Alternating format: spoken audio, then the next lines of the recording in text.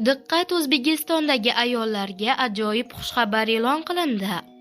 Endi bir martalik 893.513 so'm miqdorida moddiy yordam puli beriladi.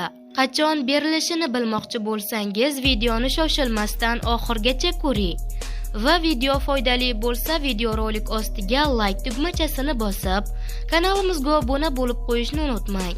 Shunda siz eng so'nggi va rasmiy xabarlardan birinchilardan bo'lib xabardor bo'lasiz. Diqqat qiling, talaba farzandli bo'lganida unga oliy ta'lim muassasalari tomonidan suyunchi puli beriladi.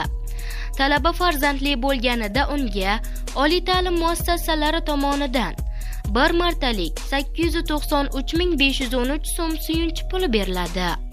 Talaba oliy ta'lim muassasasiga arizani bola tug'ilgan kunidan boshlab 6 oydan kechiktirmay taqdim etadi va unga rahbariyat tomonidan belgilangan nafaqa pulini 10 kundan kechiktirmay to'lab berish majburiy hisoblanadi. Hozirgi kunda nafaqa puli miqdori mehnatga haq to'lashning eng kam miqdorining 70,3% ni tashkil etadi. 2026-yil hozirgi holatda mehnatga haq to'lashning eng kam miqdori oyiga 1.271.000 so'm etib belgilangan.